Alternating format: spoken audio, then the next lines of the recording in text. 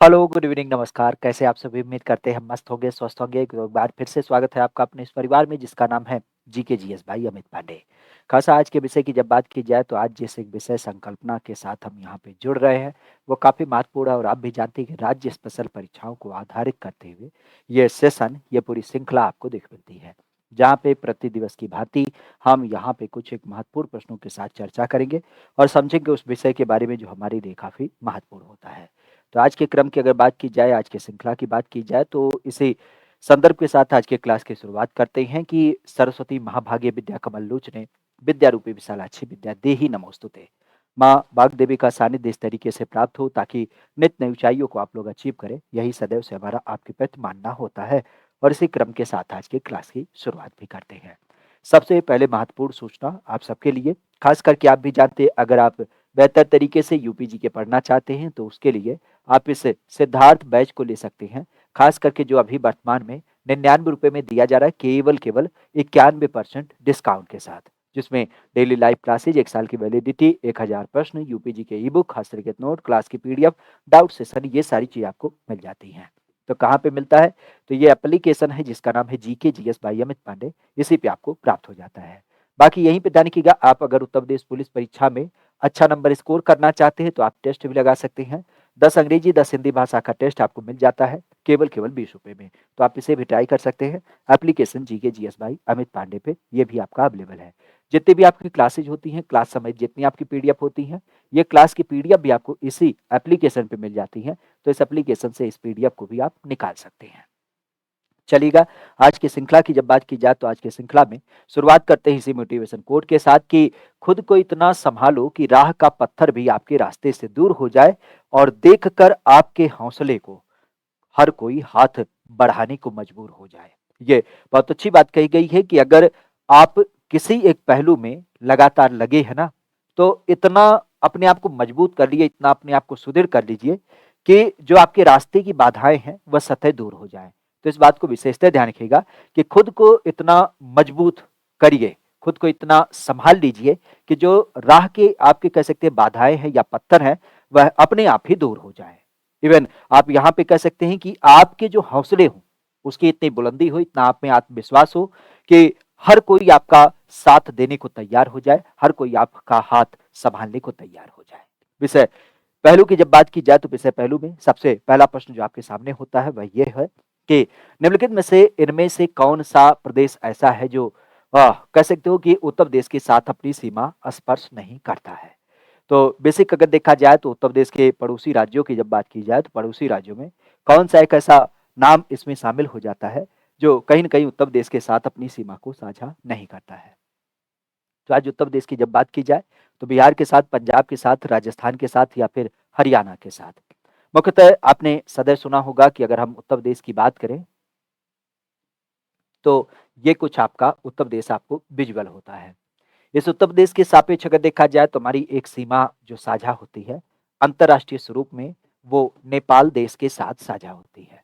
और नेपाल देश के साथ कुल 7 जिले सीमा साझा करते हैं और इस तरीके से अगर देखा जाए तो 579 किलोमीटर। तो 579 किलोमीटर की सीमा नेपाल के साथ साझा होती है।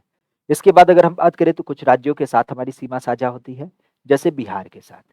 बिहार की जब बात की जाए तो बिहार के साथ कुल 7 जिले क्या करते हैं, अपनी सीमा को साझा करते हैं। बिहार के अलावा आपने सुना होगा झारखंड के साथ। झारखंड के अलावा अगर यहीं पे बात की जाए तो छत्तीसगढ़ के साथ। छत्तीसगढ़ छत्तीसगढ़ के अलावा अगर देखा जाए तो यहीं पे आपका मध्य प्रदेश के साथ। मध्य प्रदेश की जब बात की जाए तो मध्य प्रदेश के साथ कुल 11 जिले सीमा साझा करते हैं। ठीक है, तो मध्य प्रदेश के साथ कुल 11 जिले सीमा साझा करते हैं। इसके अलावा अगर देखा जाए तो राजस्थान के साथ। राजस्थान की जब बात की जाए तो इसके साथ हमारे यूपी के 2 जिले आगरा और मथुरा ये सीमा साझा करते हैं। इसके अलावा अगर देखा जाए तो फिर आपके हरियाणा के साथ। हरियाणा की जब बात की जाए तो हरियाणा के साथ हमारे यूपी के 6 जिले सीमा साझा करते हैं। फिर यहाँ पे आपका नाम आता है किसके रूप में? हिमाचल प्रदेश के साथ। हिमाचल प्रदेश की जब बात की जाए तो हिमाचल प्रदेश के साथ हमारे यूपी का एकमात्र जिला जिसका नाम है सहारनपुर, ये सीमा साझा करता है। तो सहारनपुर। और इसके बाद क्या होता है? उत्तराखंड। उत्तराखंड की जब बात की जाए तो उत्तराखंड के सापेक्ष में यूपी के 7 जिले क्या करते हैं? सीमा साझा करते हैं। यहाँ पे एक जिले का नाम ध्यान रखिएगा, जिसका नाम आपने सदैव सुना है, सोनभद्र के रूप में। सोनभद्र की जब बात की जाए तो सोनभद्र नाम किसके लिए फेमस है? सोनभद्र की जब बात की जाए तो सोनभद्र यूपी का एक ऐसा जिला है जो क्या करता है? 4 राज्यों के साथ सीमा साझा करता है। तो 4 राज्य के साथ सीमा साझा करने वाला सोनभद्र यूपी का इकलौता जिला। यहीं पर थोड़ी-सी सीमा आपके किसके साथ लगती है? दिल्ली के साथ भी साझा होती है। तो इस तरीके से अगर यूपी की बात की जाए तो यूपी की सीमा जो है वह 8 राज्य और एक केंद्र शासित प्रदेश अर्थात दिल्ली के साथ साझा होती है। अब इसमें अगर देखा जाए तो बिहार के साथ हमारी सीमा साझा होती है, राजस्थान के साथ भी साझा होती है, हरियाणा के साथ भी साझा होती है, पंजाब के साथ हमारी कोई सीमा नहीं लगती है। तो पंजाब के सापेक्ष हमारी कोई सीमा नहीं लगती है, तो इस चीज़ को ध्यान रखिएगा, ठीक है? पंजाब के साथ हमारी कोई सीमा नहीं लगती है, तो इस चीज़ को हमने कई बार आपको बता रखा है। इवन एक ट्रिक आपको भी बता रखा है, तो ट्रिक अगर आपको याद हो तो आपको पता होना चाहिए कि हीरे का दिल था मुझ में, हीरे का दिल है मुझ में, वो 36 बार धड़कता है, 36 बार धड़कता है। तो इसी से हमने नाम निकाला था। बेसिक अगर देखा जाए तो हीरे के सापेक्ष में एच से आपका हिमाचल प्रदेश, आर से आपका राजस्थान, दिल्ली से आपका दिल्ली, एक हा से आपका हरियाणा, म से आपका मध्य प्रदेश, झ की जब बात की जाए तो झ से झारखंड, उ से उत्तराखंड, 36 से छत्तीसगढ़ और बार से आपका बिहार। तो इस तरीके से आपके क्या हो जाते हैं? ये 8 राज्य और एक केंद्र शासित प्रदेश एक क्रम में इसी के साथ कनेक्ट हो जाते हैं।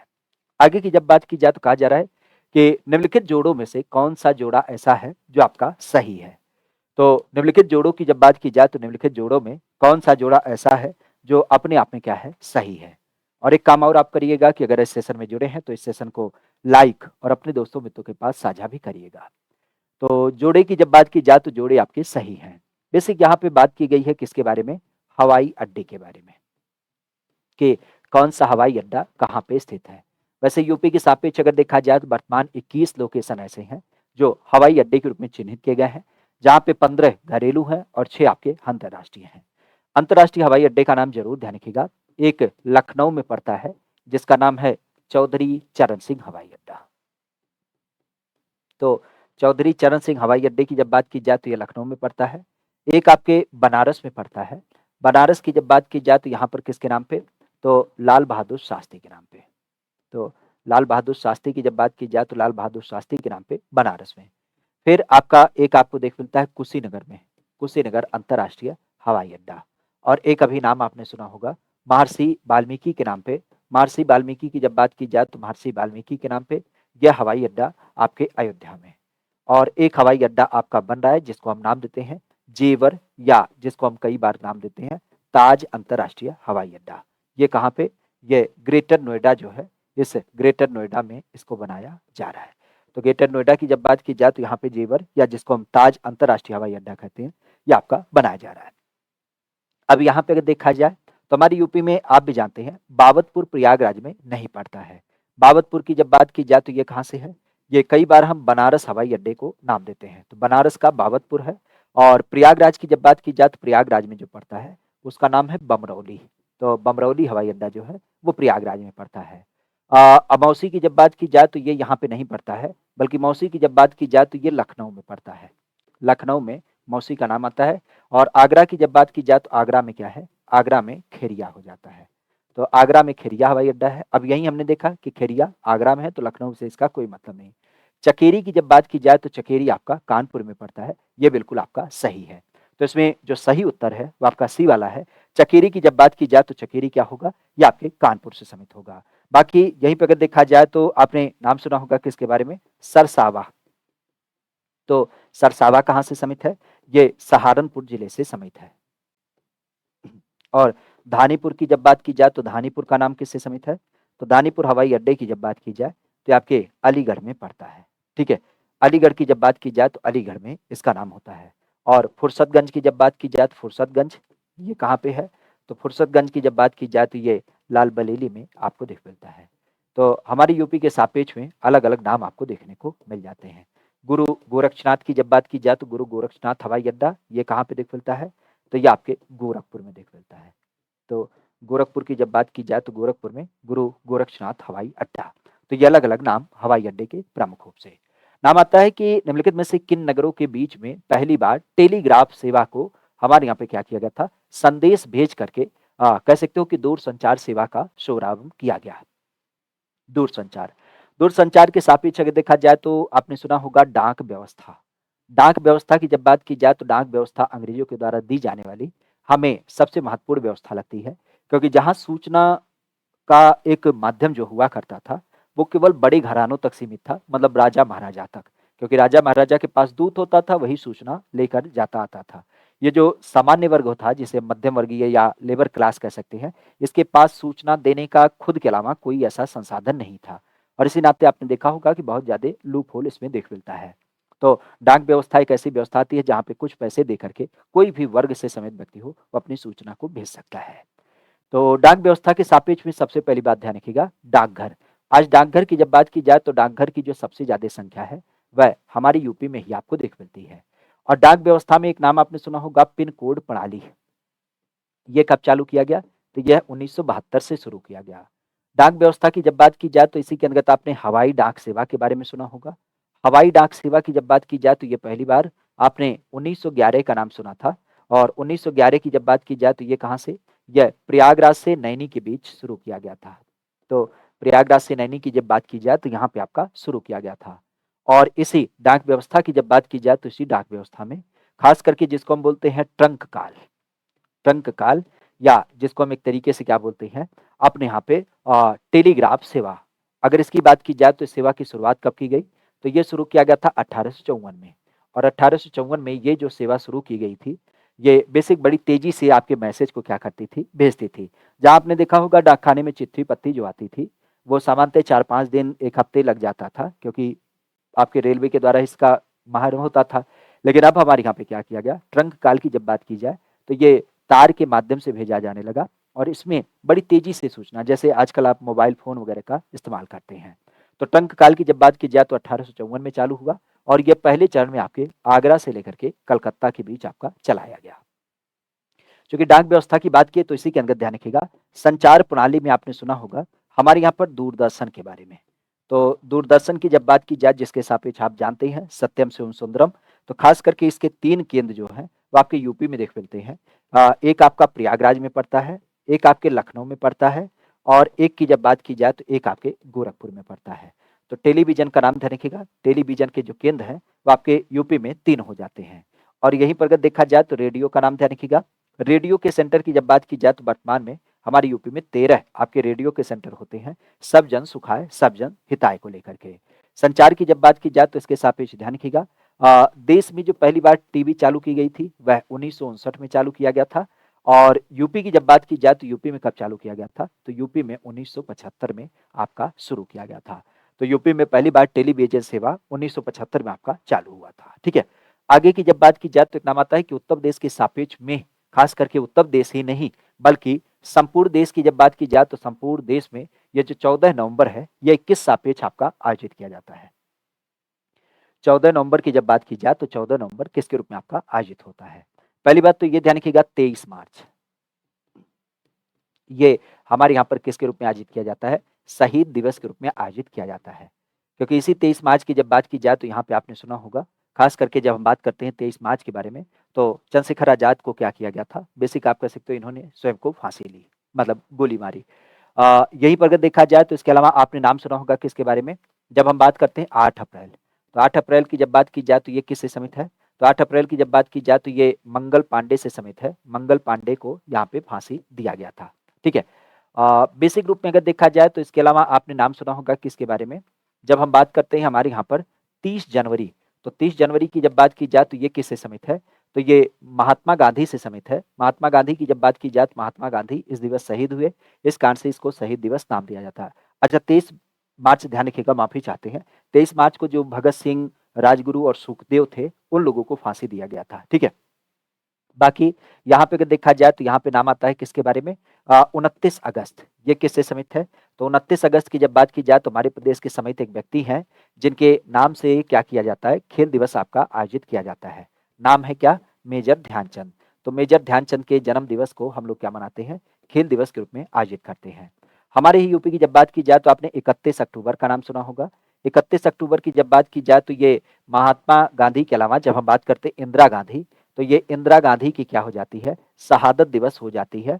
और इसी सापेक्ष अगर देखा जाए तो यहीं पे आपने सुना होगा, इसको हम क्या मनाते हैं, सरदार पटेल की जब बात की जाए तो सरदार पटेल का भी हम लोग इसी दिवस को दिवस मनाते हैं और इसको हम एकता दिवस के रूप में आयोजित करते हैं। बेसिक अगर देखा जाए तो इसी संदर्भ में एक दिवस और आता है, खासा आपने सुना होगा किसके बारे में, जब हम अपने यहाँ पे 15 नवंबर की बात करें तो ये किससे समित है, तो बिरसा मुंडा को लेकर के जनजातीय गौरव दिवस आपने नाम सुना होगा। तो जनजातीय गौरव दिवस की जब बात की जाए तो इसका नाम आपने सुन रखा होगा। नामों की जब बात की जाए तो इसी के अंदर ध्यान रखिएगा, 23 दिसंबर ये किस रूप में आयोजित होता है, ये किसान दिवस होता है।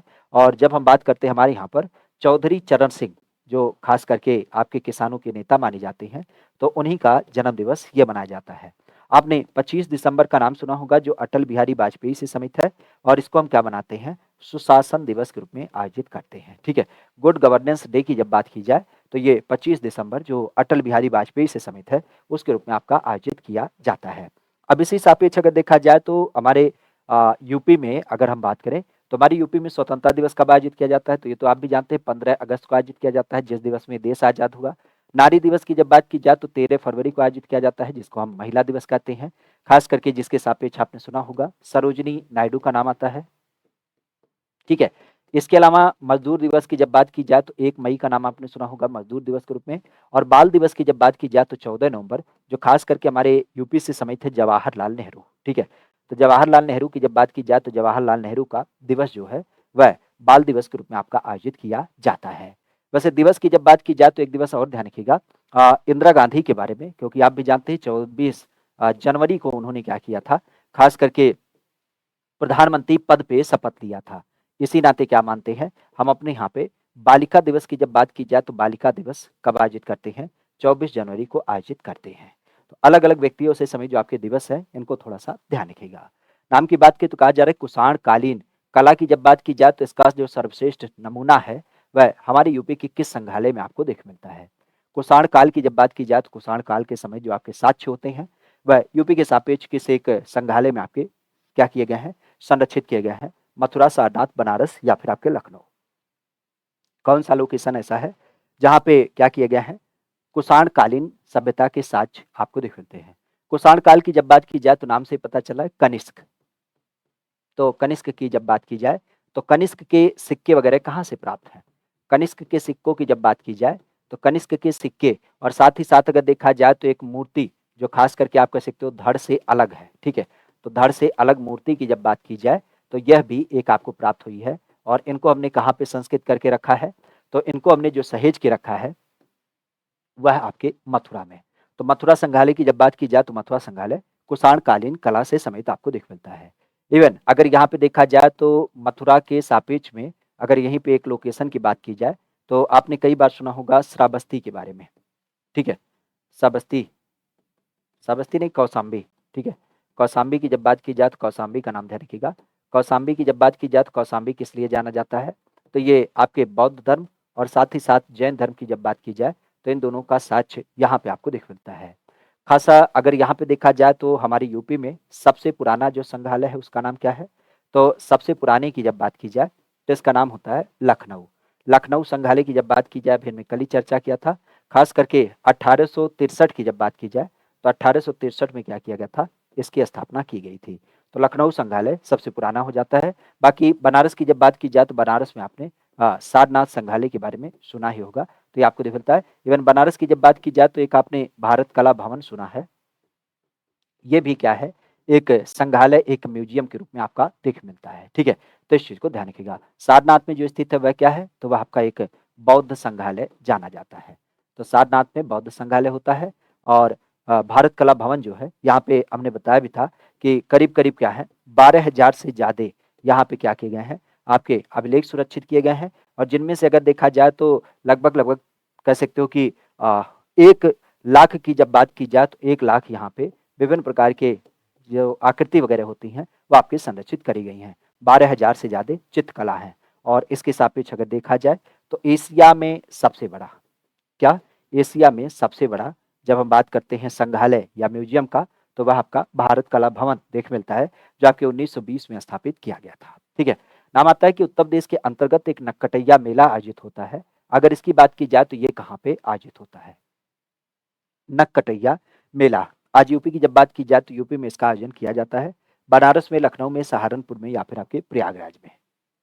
पहली बात तो ये ध्यान रखिएगा, यहाँ पे मेले की बात आई है और मेले की जब बात की जाए तो मेले के सापेक्ष आपने सुना होगा कुल 2250 से ज़्यादा मेला क्या होता है आपके यूपी में आयोजित किया जाता है। और इस यूपी के सापेक्ष में अगर देखा जाए तो मथुरा का नाम आपने सुना होगा, जहाँ पे 86 मेला आपका आयोजित किया जाता है। ठीक है, सर्वाधिक सर्वाधिक 86 मेला मथुरा में आयोजित होता है। इसके अलावा अगर देखा जाए तो यहीं पे आपने नाम सुना होगा किसके बारे में? पीलीभीत के बारे में। पीलीभीत की जब बात की जाए तो पीलीभीत में केवल 2 मेला आपका आयोजित किया जाता है और इस तरीके से यहाँ पे आप कह सकते हो सबसे कम मेला। ठीक है, तो सबसे कम की जब बात की जाए तो सबसे कम आपके पीलीभीत में आयोजित किया जाता है। नामों की जब बात की जाए तो सबसे प्रमुख जो मेला आयोजित होता है, अगर उसकी बात की जाए जो संख्या बल को प्रमुखता से आयोजित कराता है, तो प्रयागराज के अंतर्गत आपने सुना होगा, खास करके संगम नगरी में यह मेला आपका आयोजित किया जाता है। कह सकते हो कि 12 वर्ष के अंतराल पे, 12 वर्ष अंतराल पे इसका आयोजन किया जाता है, जिसको हम लोग नाम देते हैं महाकुंभ मेला। तो महाकुंभ मेला की जब बात की जाए, जिसमें आपने सुना भी होगा करोड़ों-करोड़ों श्रद्धालु क्या करते हैं, यहाँ पे आपके आते हैं। तो कुंभ मेला आपके 12 वर्ष के अंतराल पे और इसी तरीके से 6 वर्ष के अंतराल पे क्या होता है, 6 वर्ष के अंतराल पे आपका अर्ध कुंभ मेला आयोजित किया जाता है। तो ये मेला काफ़ी फेमस माना जाता है। ठीक है, तो कुंभ मेला और अर्ध कुंभ मेला ये आपको देख मिलता है। बाकी नक्कटैया की जब बात की जाए तो ये कहाँ से समित है? ये आपके बनारस लोकेशन में देख मिलता है। बनारस की जब बात की जाए तो यहाँ पे आपको देख मिलता है। खासा नाम ध्यान रखिएगा, शाकंभरी देवी का जो मंदिर है, यहाँ पे शाकंभरी देवी के सापेक्ष में यहाँ पे भी आपको शाकंभरी देवी का मेला देख मिलता है। ठीक है, लखनऊ में वैसे तो नहीं कोई मेला लगता है, लेकिन यहाँ पे नौचंडी बसंत पंचमी मेला की जब बात की जाए, नौचंडी मेला की जब बात की जाए जो बसंत पंचमी टाइम पे लगता है, तो यह आपको यहाँ पे देख मिल जाता है। तो नौचंदी बसंत पंचमी मेला की जब बात की जाए तो आपके लखनऊ से देखने को मिल जाता है। ठीक है, तो नक्कटैया के बारे में ध्यान रखिएगा, ये आपके बनारस में आयोजित किया जाता है।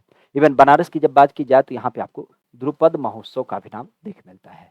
ध्रुपद महोत्सव की जब बात की जाए तो इसका भी नाम थोड़ा सा ध्यान रखिएगा, ये भी आपके इसी बनारस में आयोजित किया जाता है। ठीक है, नामों की जब बात की जाए तो बौद्धों का जो प्रसिद्ध तीर्थ स्थल है सारनाथ, ये किस नगर के किनारे आपको देख मिलता है? बौद्धों का प्रसिद्ध तीर्थ स्थल जो आपके सारनाथ के रूप में जाना जाता है, यह यूपी में कहाँ पे स्थित है? और एक काम आपको करना है कि अगर आप लोग इस सेशन में जुड़े हैं तो इस सेशन को लाइक, शेयर और चैनल को भी सब्सक्राइब करके रखना है। ठीक है, तीर्थ स्थल सारनाथ की जब बात की जाए तो ये किस नगर के किनारे आपको देखने को मिलता है? अ, सबसे पहली बात तो ये ध्यान रखिएगा, बौद्ध, अगर हम बौद्ध की बात करें तो हमारी यूपी को क्या कहा जाता है? यूपी को बौद्ध धर्म का पालना कहा जाता है। बौद्ध धर्म का पालना कहा जाता है। बौद्ध धर्म के पालना के सापेक्ष अगर देखा जाए तो इसके रूप में आपने सुना होगा, हमारे यहाँ पे जब हम महात्मा बुद्ध की बात करें तो महात्मा बुद्ध को हम लोग क्या कहते हैं? इनको एशिया का ज्योतिपुंज कहा जाता है। एशिया का ज्योतिपुंज भी नाम दिया जाता है। और बौद्ध धर्म का पालना क्यों कहा जाता है? खास करके यहाँ पे भगवान बुद्ध का जन्म हुआ है, इनको ज्ञान की प्राप्ति हुई है और यहीं पर इनकी क्या हुई है? डेथ हुई है। ठीक है, तो बौद्ध धर्म का पालना इसे कहा जाता है। और सीधी सी बात, यहाँ पे बुद्ध ने क्या किया था? सर्वाधिक समय बिताया। और अगर हम यहाँ पे बात करें तो यहाँ पर ही जो बौद्ध के द्वारा उपदेश दिए गए, जो इसका विस्तार हुआ, वो यहीं से आपको देख मिलता है। बेसिक रूप में अगर देखा जाए तो अभी हमने कल ही परसों चर्चा किया था, संकिंसा जो फर्रुखाबाद में पड़ता है, वहाँ पे एक महिला थी जिसका नाम था उत्पल वर्णा। उत्पल वर्णा की जब बात की जाए तो ये कौन मानी जाती है? तो जब हम बात करते हैं खास करके बौद्ध धर्म में प्रवेश करने वाली पहली महिला, प्रवेश करने वाली पहली महिला की जब बात की जाए तो उसका नाम प्रमुख रूप से देखने को मिल जाता है। तो प्रवेश करने वाली पहली महिला उत्पल वर्णा के रूप में जानी जाती है। खासा अगर इसके अलावा देखा जाए तो यहीं पे आपने नाम सुना होगा, महिलाओं की बात चली है तो ध्यान रखिएगा महामाया। महामाया कौन थी? ये बौद्ध धर्म के सापेक्ष में इनकी माता थी और माता की डेथ आपने देखा था कि प्रसव के उपरांत हो गया था। इसके अलावा प्रजापति गौतमी का नाम आपने सुना होगा। ये कौन थी? तो प्रजापति गौतमी की जब बात की जाए तो ये इनकी मौसी थी जिन्होंने क्या किया था? इनका लालन-पालन किया था। यशोधरा की जब बात की जाए तो यशोधरा का नाम आपने सुना होगा। ये कौन थी? तो ये इनकी पत्नी थी। और इसके अलावा एक नाम और आपने सुना होगा महिला के रूप में सुजाता। सुजाता की जब बात की जाए तो सुजाता वही महिला है जिसने भगवान बुद्ध को खीर खिलाया था वन देवता के रूप में। तो सुजाता का नाम आपके जुड़ता है। एक महिला और ध्यान रखिएगा काफ़ी प्रसिद्ध महिला मानी जाती है। वैशाली से उसका संबंध था। आपने नाम सुना होगा आम्रपाली। एक्चुअली आम्रपाली की जब बात की जाए तो ये वैशाली की नगर बधू थी। तो भगवान बुद्ध के प्रभाव में आकर के इसने बौद्ध धर्म को स्वीकार किया था। एक फेमस पर्सनालिटी का नाम ध्यान रखिएगा आनंद। आनंद की जब बात की जाए तो आनंद के कहने पर ही उत्पल वर्णा को क्या किया गया था? पहली महिला के रूप में प्रवेश दिलाया गया था। अब अगर यहाँ पे देखा जाए तो आपने सुना भी होगा गोरखपुर की जब बात की जाए तो यहाँ पर भी आपको क्या होता है? बौद्ध संग्रहालय देखे मिल जाता है, ठीक है? इसके अलावा अगर देखा जाए तो हमारे यूपी के सापेक्ष में अगर हम बात करें तो प्रयागराज बेसिक जहाँ पे सारनाथ का संबंध आता है, तो यहाँ पे भी आपको बौद्ध संग्रहालय देखने को मिल जाता है, ठीक है? तो अगर हम अपने यहाँ पे बात करें तो बनारस का नाम ध्यान रखिएगा। बनारस के सापेक्ष क्या है? बनारस के सापेक्ष आपका सारनाथ देखने को मिल जाता है। बाकी इसके अलावा अगर देखा जाए तो आपने कुशीनगर का नाम सुना होगा, जहाँ पे भगवान बुद्ध की क्या हुई थी? मृत्यु हुई थी। तो इस नाते भी यहाँ पे आपको बौद्ध धर्म से संबंधित एक आपका संग्रहालय देखने को मिल जाता है। इवन अगर देखा जाए तो आपने श्रावस्ती का नाम सुना होगा, जहाँ पे इन्होंने सबसे ज़्यादा समय बिताया था। यहाँ पे भी एक संग्रहालय। और पिपराहवा की जब बात की जाए तो पिपराहवा नाम ध्यान रखिएगा। ये कहाँ से पड़ता है? तो ये सिद्धार्थनगर में पड़ता है, जहाँ पे इनका जन्म हुआ था। तो जन्म के सापेक्ष में यहाँ पे भी एक आपका संग्रहालय देखने को मिल जाता है। तो अलग-अलग लोकेशन की जब बात की जाए जहाँ से भगवान बुद्ध का संबंध होता है, तो इस चीज़ को थोड़ा-सा ध्यान रखिएगा। क्लियर? कहाँ पे हम बात करें? बौद्ध धर्म के बारे में, ठीक है? तो बनारस के संबंध में सारनाथ होता है। और सारनाथ की जब बात की जाए तो इसका नाम क्यों फेमस है? क्योंकि यहाँ पे भगवान बुद्ध ने क्या किया था? पहला उपदेश दिया था। और पहला उपदेश किसे दिया था? तो ये दिया था 5 मित्रों को। इनके जो 5 मित्र थे, इनको उपदेश दिया था। और मुख्य रूप से अगर देखा जाए तो इस लोकेशन को नाम देते हैं हमारे यहाँ पर मूल गंध कुटी बिहार। तो मूलगंध कुटी बिहार की जब बात की जाए तो इसका नाम थोड़ा-सा ध्यान रखिएगा। मूलगंध कुटी बिहार जो है, ये आपके इसी सारनाथ के सापेक्ष देख मिलता है। नाम की जब बात की जाए तो एक नाम आता है कि उत्तर प्रदेश में एक बड़ा प्रसिद्ध मंदिर है, आलोपी देवी मंदिर। अब आलोपी देवी मंदिर की जब बात की जाए तो यह यूपी के किस जिले में अवस्थित है? गोरखपुर में पड़ता है, प्रयागराज में पड़ता है, सहारनपुर में पड़ता है या फिर आगरा जिले में पड़ता है? आलोपी देवी मंदिर की जब बात की जाए तो आलोपी देवी मंदिर यह यूपी में कहाँ पे पड़ता है? आलोपी देवी के सापेक्ष अगर देखा जाए तो पहली बात आगरा। आगरा के बारे में आप भी जानते हैं, यहाँ पे बटेश्वर नाथ का मंदिर आपको देख मिलता है। बटेश्वर नाथ महादेव की जब बात की जाए, जहाँ पे आपने सुना होगा बटेश्वर का मेला भी आयोजित किया जाता है, तो ये आपके आगरा में पड़ता है। राधा स्वामी संप्रदाय से समित एक आपका दयाल बाग में मंदिर देख मिलता है। तो राधा स्वामी संप्रदाय के सापेक्ष में यहाँ पे एक मंदिर आपको देख मिलता है, जो आपके इसी आगरा में पड़ता है, ठीक है? सहारनपुर की जब बात की जाए तो यहाँ पे आपको शाकंभरी देवी का मेला देख मिलता है। शाकंभरी देवी का मंदिर और इसी सापेक्ष यहाँ पे एक मेला आपको दिख मिलता है। और यहाँ पे अगर देखा जाए तो गोरखपुर में आपने सुना है किसके बारे में? गीता प्रेस के सापेक्ष में जब हम बात करते हैं किसके बारे में? गीता प्रेस से संबंधित एक आपका मंदिर आपको यहाँ पे देखने को मिल जाता है, जिसे हम गीता प्रेस के सापेक्ष देख पाते हैं। इसके अलावा अगर देखा जाए तो इसी गोरखपुर में बुढ़िया माता का मंदिर, ठीक है? बुढ़िया माता मंदिर ये आपको दिख मिलता है। और यहीं पे अगर देखा जाए तो गोरखनाथ मंदिर जो है, यह आपको यहाँ पे देखने को मिल जाता है। तो ये सब आपके गोरखपुर में स्थित है। बाकी अगर देखा जाए तो यहाँ पे प्रयागराज का नाम ध्यान रखिएगा। प्रयागराज में हमने बताया भी था किसके बारे में, जब हम बाघम्बरी देवी की बात करते हैं, तो बाघम्बरी देवी जो शक्तिपीठ है, तो उसी बाघम्बरी देवी शक्तिपीठ के ही पास में आलोपी देवी का मंदिर पड़ता है। बेसिक यहाँ पे आप कह सकते हो लेटे हुए हनुमान जी का मंदिर है। लेटे हुए हनुमान जी की जब बात की जाए तो लेटे हुए हनुमान जी का भी मंदिर पड़ता है। यहीं पे आपने सुना होगा किसके बारे में? बेड़ी माधव मंदिर। बेड़ी माधव मंदिर की जब बात की जाए तो ये आपको दिख मिलता है। इसके अलावा नाग बासुकी मंदिर की जब बात की जाए तो नाग बासुकी जो मंदिर है, यह आपको यहाँ पे दिख मिलता है। इवन आपने सरस्वती कूप के बारे में सुना होगा, तो सरस्वती कूप जो है, यह भी नाम आपको यहाँ पे देखने को मिल जाता है। इवन आपने नाम सुना होगा किसके बारे में? अक्षयवट किला। तो अक्षयवट किला की जब बात की जाए तो अक्षयवट किला जो है, यह भी आपको यहाँ पे देख मिलता है। तो यूपी के सापेक्ष में प्रयागराज जिले में यह नाम आपको देख मिलता है, जहाँ पे अलोबी देवी और बाघमरी देवी का मंदिर, ये सब आपको देखने को मिल जाते हैं। ठीक है। नाम की जब बात की जाए तो उत्तर प्रदेश के किस नगर में मुगल शासक अकबर के राजपूत रानी जिनका नाम था मरियल, तो मरियल की जब बात की जाए तो मरियल की दरगाह आपको देखने को मिलती है। मरियल की दरगाह ये आपको देखने को मिलती है। दो नाम आपने कई बार सुना होगा, एक तो आपने जोधाबाई और एक मरियल का नाम सुन रखा है।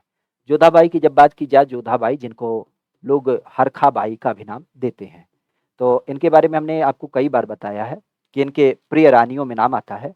तो इनका जो महल बनवाया गया था वह कहाँ पे बना था? तो महल बना था फतेहपुर सीकरी में। फतेहपुर सीकरी की जब बात की जाए तो फतेहपुर सीकरी में इन्होंने क्या किया था? महल बनवाया था। लेकिन इनकी जब बात की जाए तो इनके अलावा एक महल और बनाया था जिसका नाम आता है मरियल महल। क्या बोलते हैं? मरियल महल की जब बात की जाए तो मरियल महल का नाम ध्यान रखिएगा, ये कहाँ पे बनाया गया था? तो ये बनाया गया था आपके फतेहपुर सीकरी में। तो फतेहपुर सीकरी की जब बात की जाए तो फतेहपुर सीकरी में इन्होंने क्या किया था? ये महल आपका बनवा रखा था। इवन इसी फतेहपुर की जब बात की जाए तो इसी फतेहपुर के अंतर्गत ही इन्होंने क्या किया है? बहुत सारी चीजें, जैसे बुलंद दरवाजा बनवा रखा था, जैसे पंचमहल बनवा रखा था। ठीक है। जैसे यहीं पे आप कह सकते हो क्या बनवाया था? जब हम बात करते हैं बीरबल महल बनवाया था। ठीक है। बीरबल महल इनके द्वारा बनवाया गया था। तो ये कई सारी चीज़ आपके क्या होती है? अकबर के द्वारा बनाई गई थी। अब यहाँ पे अगर देखा जाए तो मरियल की दरगाह कहाँ पे है? कानपुर में तो है नहीं, अलीगढ़ में भी नहीं है, मेरठ में नहीं है, सीधे तौर पे आगरा। क्योंकि आगरा लोकेशन की जब बात की जाए तो यहाँ पे मुगल से संबंधित कई सारे आपके दरगाह देख मिलते हैं, जिनमें नाम आपने सुना होगा, जैसे सबसे प्रसिद्ध कौन सा है? शाहजहाँ का। और शाहजहाँ की पत्नी कौन थी? मुमताज। तो शाहजहाँ और मुमताज की दो दरगाह है, वह कहाँ पे देख मिलता है? तो ये आपके ताजमहल में स्थित है। ताजमहल में इसका नाम देख मिलता है। बाकी अगर देखा जाए तो सिकंदरा नाम आपने सुना है। सिकंदरा की जब बात की जाए तो सिकंदरा में किसका पड़ता है? तो सिकंदरा की जब बात की जाए तो सिकंदरा में अकबर का स्वयं का दरबार, मतलब स्वयं की कब्र आपको दिख मिलती है। इसके अलावा अगर देखा जाए तो आपने नाम सुना होगा किसके बारे में? हुमायूं की दरगाह। हुमायूं का कहाँ पे पड़ता है? तो हुमायूं का दिल्ली में पड़ता है। और यहीं पे अगर देखा जाए तो एक नाम और आपने सुना होगा किसके बारे में? बाबर के बारे में। तो बाबर का शुरुआत में आगरा में था, लेकिन बाद में क्या किया गया? बाद में इसको कह सकते हो आराम बाग के कॉन्सेप्ट को आधारित करते हुए फिर आपके काबुल में ले जाया गया। एक का नाम और ध्यान रखिएगा, सलीम के बारे में। सलीम का दरगाह कहाँ पे स्थित है? तो सलीम के बारे में आपने सुना होगा, इसकी दरगाह जो है ये लाहौर में पड़ती है। ठीक है। तो लाहौर की जब बात की जाए तो लाहौर में सलीम की दरगाह आपको दिख मिलती है। तो टॉप लेवल की अगर बात की जाए तो टॉप लेवल में खास करके बाबर का आगरा में पड़ता है, जो बाद में काबुल, हुमायूं का दिल्ली में, हुमायूं के बाद आप कह सकते हो फिर आपका नाम आ जाता है किसका? अकबर का, तो अकबर का सिकंदरा में, इसके बाद सलीम का लाहौर में, और फिर आपके शाहजहां वगैरह का तो इनका आपके ताजमहल के कॉन्सेप्ट में देख मिलता है। तो ये अलग अलग लोगों का दरगाह आपको देख मिलता है। जहाँ पे अगर देखा जाए तो मरियम की दरगाह कहाँ पे है? ये भी आपके इसी आगरा में ही देखे मिलती है। ठीक है। आगे की जब बात की जाए तो जौनपुर में स्थित एक झज्जरी मस्जिद की जब बात की जाए तो झज्जरी मस्जिद का निर्माण ये किसके द्वारा किया गया? जौनपुर की जब बात की जाए तो जौनपुर में झज्जरी मस्जिद का निर्माण किसके द्वारा किया गया? जौनपुर शहर। पहली बात तो ये ध्यान रखिएगा, जौनपुर शहर का संदर्भ क्या है? तो जौनपुर आप भी जानते हैं, ये गोमती नदी के किनारे स्थित है। किसके? गोमती नदी की जब बात की जाए तो गोमती नदी के किनारे यह जौनपुर शहर आपको दिख मिलता है। और यहाँ पे अगर देखा जाए तो आपने सुना होगा एक वंश आता है जिसका नाम आता है सरकी वंश। तो सरकी वंश की नींव रखी गई थी, खास करके आपने एक व्यक्ति का नाम सुना होगा, हुसैन शाह सरकी। तो हुसैन शाह सरकी शासन के सापेक्ष में यहाँ पे आपको नाम दिख मिलता है। तो इनके द्वारा यहाँ पे बहुत सारे काम कराए गए, जिसमें आपने नाम सुना होगा जैसे सरकी किला। सरकी किला की जब बात की जाए तो इसका निर्माण, आपने नाम सुना होगा अटाला देवी मस्जिद को तोड़ करके अटाला मस्जिद यहाँ पे बनवाया गया। ठीक है। इसी तरीके से झज्जरी मस्जिद की जब बात की जाए तो झज्जरी मस्जिद बनवाया गया। ठीक है। इसके अलावा अगर देखा जाए तो यहीं पे लाल दरवाजा मस्जिद आपको देख मिलता है। ठीक है। लाल दरवाजा मस्जिद की जब बात की जाए तो ये भी इनके द्वारा बनवाई गई है। तो ये सब क्रम कहाँ से होते हैं? ये आपके यहाँ से देख मिलते हैं। तो इब्राहिम शाह सरकी की जब बात की जाए तो इसका नाम ध्यान रखिएगा। अकबर ने यहाँ पे कुछ नहीं किया है, अकबर के द्वारा यहाँ पे एक शाही पुल बनवाया गया है। तो शाही पुल जो है आपके जौनपुर का, जो संयोग से आप कह सकते हो गोमती नदी के ऊपर आधारित है, ये किसके द्वारा बनवाया गया है? तो ये आपके अकबर के द्वारा बनवाया गया है। बाकी झज्जरी मस्जिद की जब बात की जाए तो इब्राहिम शाह सरकी के द्वारा बनवाया गया। जहांगीर और शेर शाह सूरी का यहाँ से कोई मतलब नहीं होता है।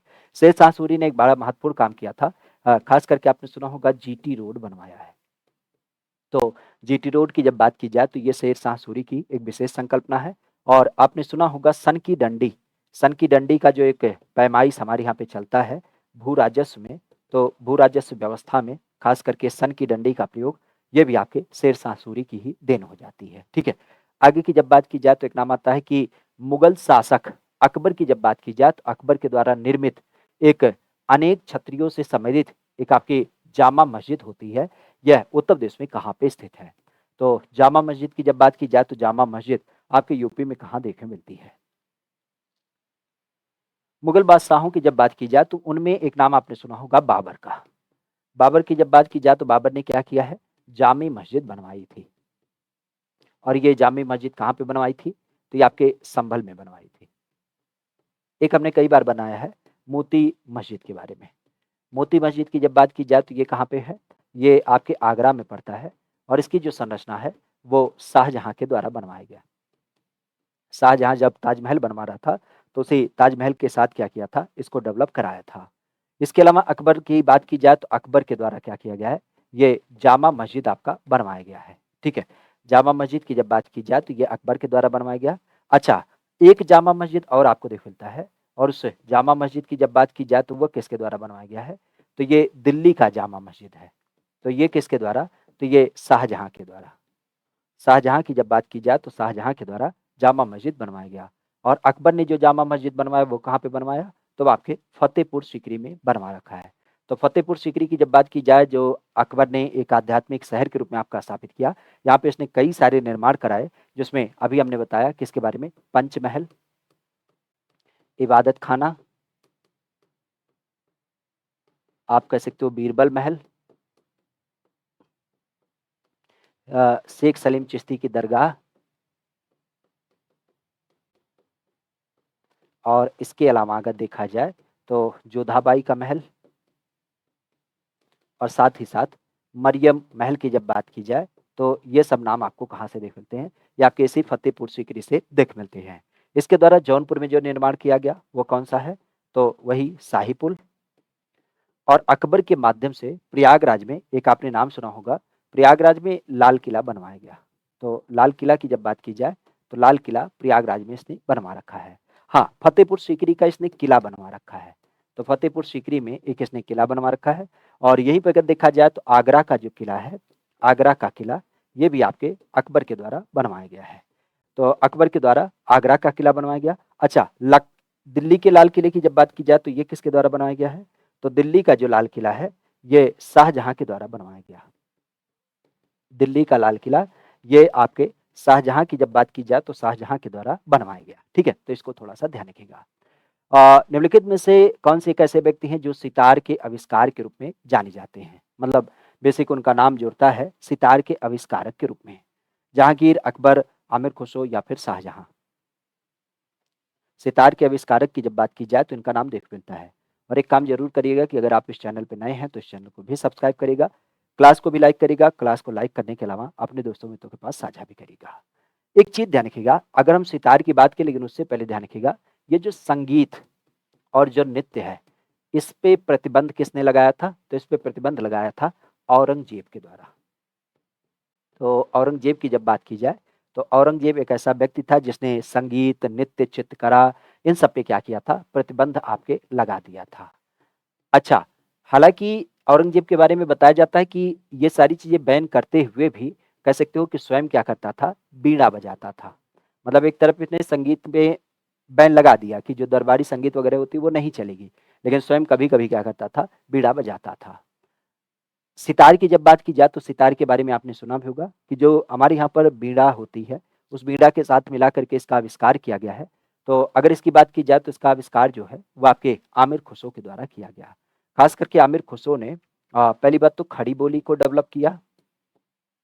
इसके अलावा अगर देखा जाए तो इनके माध्यम से सितार, सितार के अलावा तबला, इनका भी डेवलपमेंट किया गया है। और यहीं पे अगर देखा जाए तो ध्रुपद, और ध्रुपद के अलावा धमार, ये राग डेवलप किया गया। और साथ ही साथ अगर देखा जाए तो आपने कव्वाली का नाम सुना होगा, तो कव्वाली की जब बात की जाए तो कव्वाली के डेवलपमेंट में भी इनका नाम जुड़ता है। 1253 ईस्वी की जब बात की जाए तो 1253 ईस्वी में इनका जन्म कहाँ पे, तो ये आपके कासगंज में, कासगंज में एक लोकेशन पड़ता है पटियाली, तो कासगंज के पटियाली में इनका नाम आता है। स्वयं को इन्होंने क्या कहा था, तुत्ता ए हिंद कहा था। तो तुत्ता ए हिंद की जब बात की जाए तो ये इनका नाम आता है। और इनकी एक पुस्तक होती है खमचा ए खुसरो।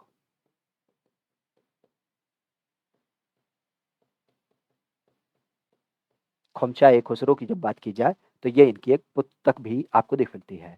तो आमिर खुसरो का नाम ध्यान रखिएगा। इनके द्वारा एक राजा को उपाधि दिया गया था सुल्तान ए जहां। ये किसे बोला था इसने, तो ये इसने बोला था अलाउद्दीन खुजली को। अलाउद्दीन खुजली की जब बात की जाए तो अलाउद्दीन खुजली को इसने बोला, महाराज आपके बलामा इस पूरी धरती पे कोई राजा है ही नहीं है। तो सुल्तान ए जहां की उपाधि इसने क्या किया था, अलाउद्दीन खुजली को दिया था। तो सितार के आविष्कारक के रूप में आमिर खुसरो का नाम जुड़ जाता है। ठीक है, तबला और सितार दोनों के आविष्कार। और यहीं पे ध्यान रखिएगा, खास करके सबसे प्राचीन वाद्य यंत्र कौन माना जाता है, तो सबसे प्राचीन जो माना जाता है वह आपका बीड़ा माना जाता है। और बीड़ा के अलावा अगर देखा जाए तो सामवेद का नाम ध्यान रखिएगा। सामवेद जिसमें क्या किया गया है, पहली बार आप कह सकते हो संगीत के बारे में चर्चा है। तो संगीत के बारे में पहली बार जो चर्चा है वो आपके सामवेद में है। भरत मुनि का नाट्य शास्त्र ध्यान रखिएगा, जिसमें क्या किया गया है, जिसमें विभिन्न प्रकार के जो आप कह सकते हो कि संगीत पहलू होते हैं उनके बारे में क्या किया गया है, चर्चा किया गया है। ठीक है, तो जिसे हम संगीतज्ञों का बाइबल भी नाम देते हैं। तो भरत मुनि के द्वारा नाट्य शास्त्र लिखी गई। उत्तर प्रदेश के संदर्भ में अगर हम बुंदेलखंड की बात करें तो बुंदेलखंड क्षेत्र में वीर रस से प्रसिद्ध एक गायन शैली आपको देखने को मिलती है।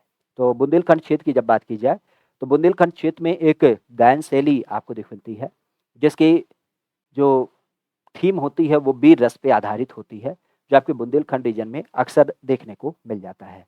तो कजरी, रसिया, चैता या फिर आपके आल्हा, कौन सा नाम यहाँ से समित होगा यूपी के सापेक्ष अगर इसकी बात की जाए। तो सबसे पहली बात तो ये ध्यान रखिएगा, कजरी की जब बात की जाए तो ये कहाँ से समित है, कजरी आज हमारे पूर्वांचल से समित है। पूर्वांचल विशेष में भी मिर्जापुर की जब बात की जाए तो मिर्जापुर की धरती से इसका संबंध आपको दिखता है।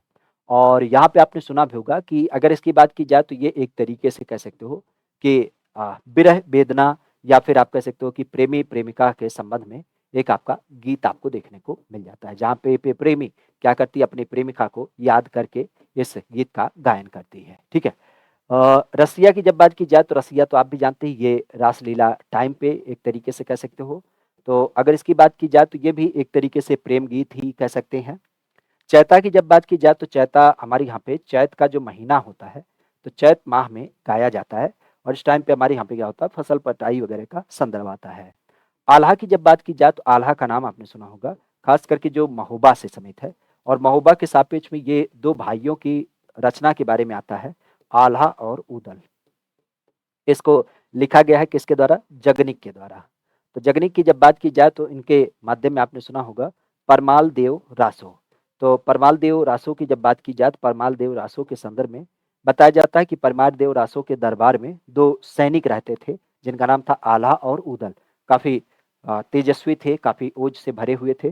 तो वह हमेशा दुश्मनों के दांत खट्टे कर देते थे। तो उन्हीं के वीरता को आधारित करते हुए ये आल्हा उदल खंड आपके लिखा गया है। महोबा में आयो दिन आपको देखने को मिलता है, इसको गायन किया जाता है।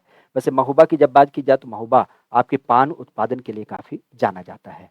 और इसी नाते आपने सुना होगा पान का यहाँ पे क्या है, एक प्रशिक्षण संस्थान भी देख मिलता है।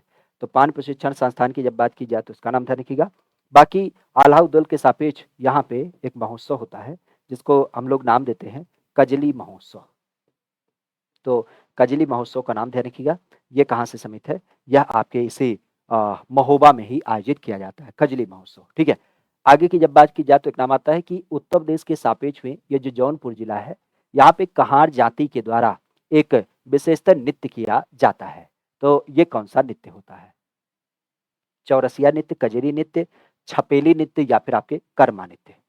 आज उत्तर प्रदेश की जब बात की जाए तो उत्तर प्रदेश का जो रीजन है जौनपुर, जौनपुर बेसिक आप कह सकते हो कि बनारस गाजीपुर, जौनपुर, देवरिया, ये जो आपके आसपास के इलाके हैं, वहाँ पर इसका नाम देखने को मिल जाता है।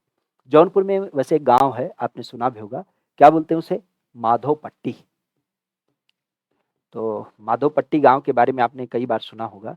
बताया जाता है कि यहाँ पे देश जब आज़ाद हुआ उसके बाद एक व्यक्ति आईपीएस बने थे और उनके आईपीएस बनने के बाद गाँव के लोगों को ऐसा प्रेरणा मिला कि मतलब गाँव में आज गाँव का शायद ही कोई घर ऐसा होगा जिसके घर में कोई एक आईएएस या फिर एक आईपीएस ना हो। आईएएस, आईपीएस तो मतलब हर घर पीछे है।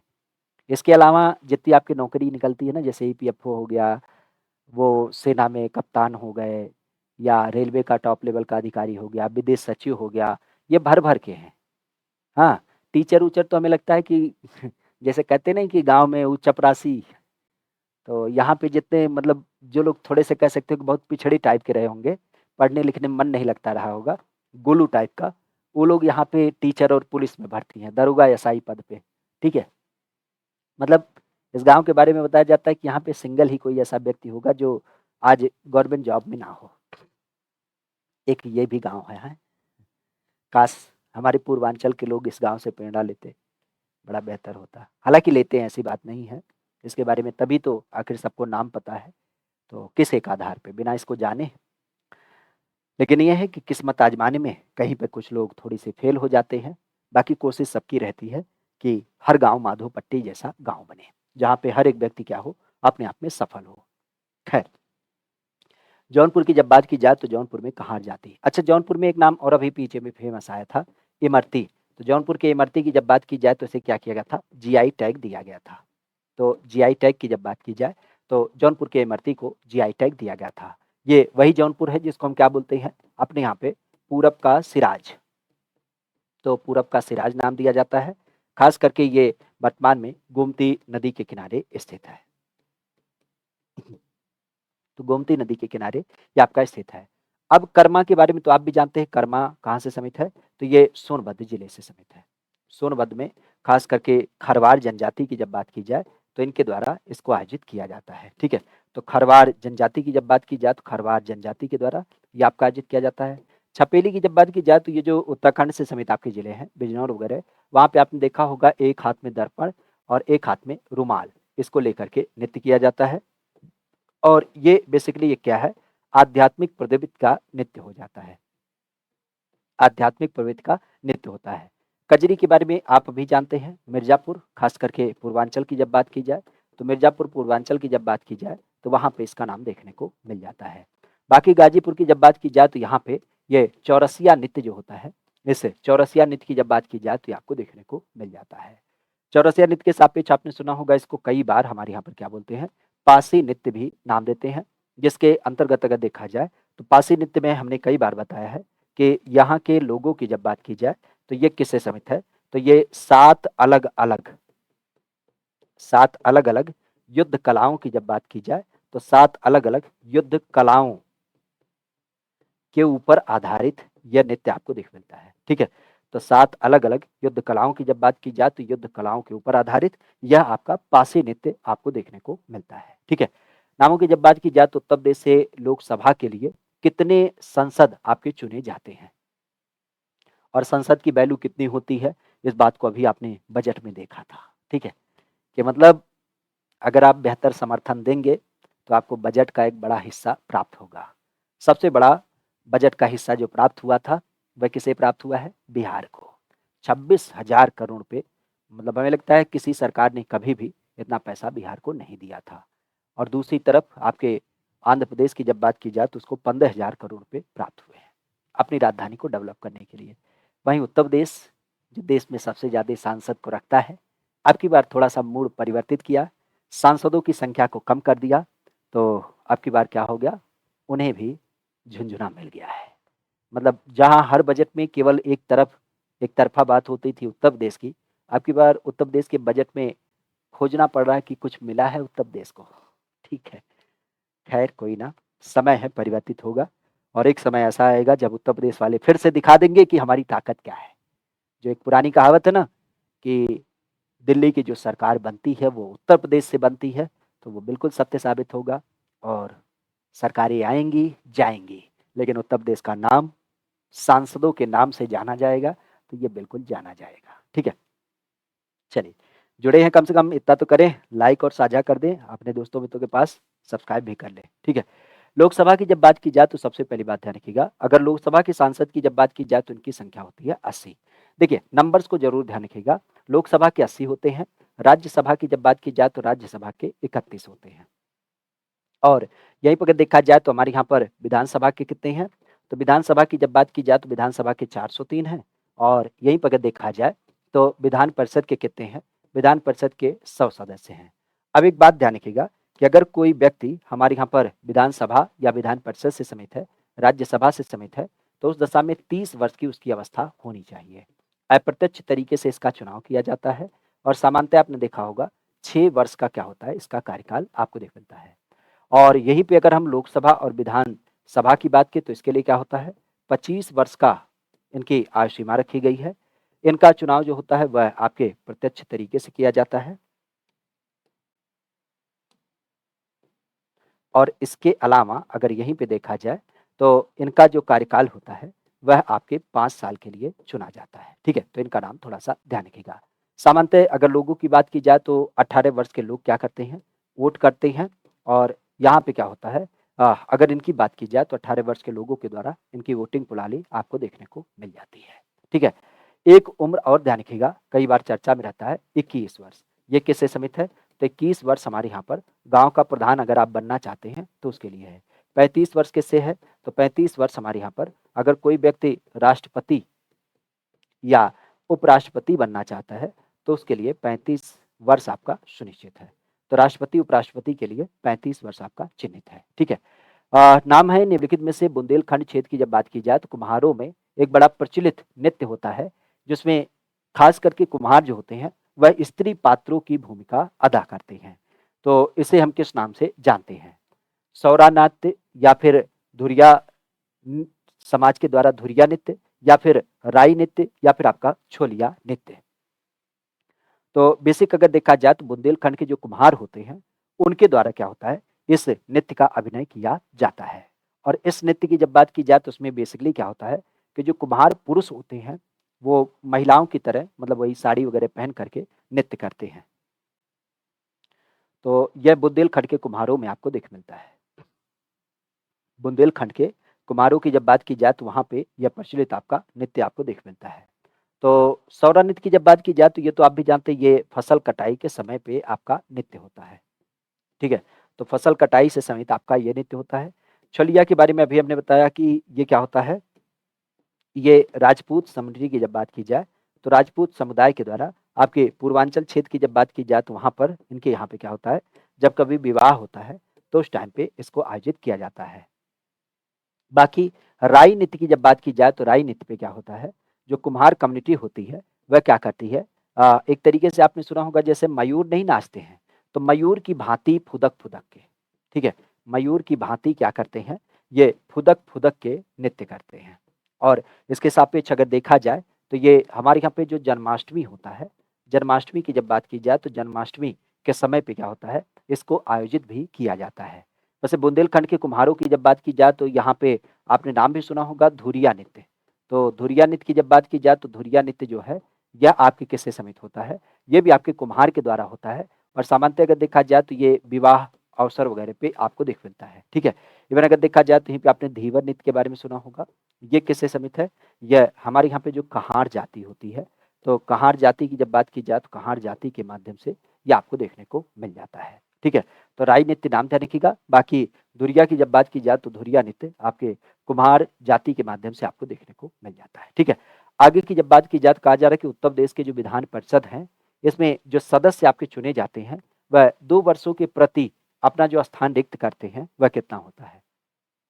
एक्चुअली हमारी यूपी की विधान परिषद की जो संरचना है उसके बारे में आपने सुना होगा, संविधान के अनुच्छेद 169 में इसके बारे में पूरी चर्चा करी गई है कि राज्य का कैसे विधान परिषद आपका डेवलप किया जाएगा। सामान्यतः अगर देखा जाए तो उसमें जो अधिकतम सदस्य संख्या निर्धारित की जाती है वो होता है कि विधानसभा की 1/3 हो। ठीक है, तो विधानसभा का 1/3 सदस्य यहाँ पे आपको देख मिले जाए। और यहीं पर अगर देखा जाए तो यहीं पे बात आती है न्यूनतम कितनी हो, तो न्यूनतम की जब बात की जाए तो न्यूनतम रखा जाता है 40 सदस्य। तो 40 सदस्य आपके न्यूनतम होनी चाहिए। जिसमें यूपी की जब बात की जाए तो यूपी में वर्तमान में कितने हैं? यूपी में वर्तमान में आपके 100 सदस्य आपको देख मिलते हैं। तो 100 सदस्य आपके वर्तमान में चुने जाते हैं। चुनने के लिए क्राइटेरिया जो है वही है आपका 30 वर्ष, और इसके लिए जो चुनाव होता है वो आपका अप्रत्यक्ष तरीके से होता है। और अप्रत्यक्ष तरीके से अगर यहाँ पे देखा जाए तो इनका कार्यकाल जो होता है वो 6 वर्ष का होता है। क्योंकि सदन भंग नहीं हो सकता, तो इस नाते आपने सुना होगा 1/3 जो सदस्य होते हैं वो क्या करते हैं, वह प्रत्येक 2 वर्ष के अंतराल पे, ठीक है? तो 1/3 सदस्य क्या करते हैं, 2 वर्ष के अंतराल पे अपना पद स्वयं से रिक्त करते हैं। तो 1/3 की जब बात की जाए तो 1/3 सदस्य ध्यान रखिएगा, ठीक है? 1/3 सदस्य की जब बात की जाए तो 1/3 सदस्य ध्यान रखिएगा जो अपना पद क्या करते हैं, रिक्त करते हैं, ठीक है? अच्छा, नामों की जब बात की जाए तो एक चीज़ ध्यान रखिएगा, यहाँ पे एक बिंदु आता है कि सदस्य जो चुने जाते हैं वो कैसे होते हैं? तो 1/3 जो होते हैं वो आपके विधानसभा से चुने जाते हैं। 1/3 जो होते हैं वो आपके जो नगर निकाय या आप कह सकते हो स्थानीय बोर्ड होते हैं, उससे आपके चुने जाते हैं। 1/6 कैसे होते हैं? तो राज्यपाल इनको मनोनीत करता है। यहीं पे अगर देखा जाए तो 1/12 ये कैसे होते हैं? तो जो व्यक्ति जिन्होंने स्नातक पास कर रखा है, वो लोग यहाँ पे चुने जाते हैं। और 1/12 जो होते हैं, वो ऐसे लोग होते हैं जो स्नातक शिक्षक होते हैं, मतलब जो स्नातक को पढ़ाते हैं, ठीक है? तो ये यहाँ पे चुनाव का पूरा पैटर्न आपको दिख मिलता है। इसी नाते चूँकि यहाँ पे बड़े विकसित लोग आते हैं, तो इसको कई बार क्या बोला जाता है, बोलचाल की भाषा में बुजुर्गों का सदन भी कहते हैं। या 30 वर्ष से ज़्यादा उम्र के लोग शामिल होते हैं, तो इसी नाते इसको एक डेवलप सदन या फिर उच्च सदन या अपर हाउस का नाम दिया जाता है, ठीक है? तो इस चीज़ को ध्यान रखिएगा। आगे की जब बात की जाए तो कहा जा रहा है कि उत्तर प्रदेश का कौन-सा एक ऐसा नगर है, जिसको हम लोग घाटों और मंदिरों की नगरी के रूप में जानते हैं। तो घाटों और मंदिरों की नगरी की जब बात की जाए, तो इसके रूप में किसका नाम फ़ेमस है? इसका जवाब आपको क्या करना है, कमेंट में करके बताना है। और यहीं पे आप बेहतर होगा कि आगरा के बारे में भी बताएँ, बनारस के बारे में बताएँ, गोरखपुर के बारे में बताएँ, प्रयागराज के बारे में बताएँ। मतलब अगर इनकी बात की जाए तो इन नगरों के उपनाम के बारे में बताएँ कि आखिर इनको किस-किस नाम से पुकारा जाता है, ठीक है? बाकी क्लास कैसी लगी, इसको भी आपको क्या करना है, कमेंट के अंतर्गत बताना है। और साथ ही साथ इस सेशन को क्या करना है, लाइक कर देना है और अपने दोस्तों मित्रों के पास शेयर भी कर देना है। बाकी आप भी जानते हैं अगर चैनल पे नए हैं तो सब्सक्राइब कर लीजिएगा, ताकि आपको आने वाली जितनी भी क्लासेज होती हैं उनके बारे में पूरी एक इन्फॉर्मेशन मिलती रहे, ठीक है? आगे के संदर्भ में ध्यान रखिएगा, यूपीजी की आप बेहतर तरीके से पढ़ना चाहते हैं तो ये सिद्धार्थ बैच आपके लिए महत्वपूर्ण होता है, जो वर्तमान केवल 99 रुपए में दिया जाता है 91% ऑफ के साथ। तो GK GS by Amit Pandey application पे ये आपका अवेलेबल है। बाकी यूपी पुलिस की जब बात की जाए तो यूपी पुलिस के लिए खास रुपए में 20 रुपए में 10 अंग्रेजी 10 हिंदी भाषा का टेस्ट भी आप ले सकते हैं। ये भी कहाँ मिल जाएगा, तो ये आपके एप्लीकेशन पे आपको मिल जाएगा। क्लास की पीडीएफ कहाँ मिलेगी, तो क्लास की जो पीडीएफ होती है वह आपके इसी एप्लीकेशन पे प्राप्त हो जाती है। तो इसी एप्लीकेशन से ही आप क्लास की पीडीएफ को प्राप्त कर सकते हैं, ठीक है? तो चलिएगा, आज के विषय को यहीं विराम देते हैं। पुनः आपसे मुलाकात होगी कल के सेशन में और देखते हैं वहाँ पे कुछ एक महत्वपूर्ण प्रश्नों के बारे में, ठीक है? Thank you, all the best, bye bye, take care, good night, शुभ रात्रि, शब ब खैर।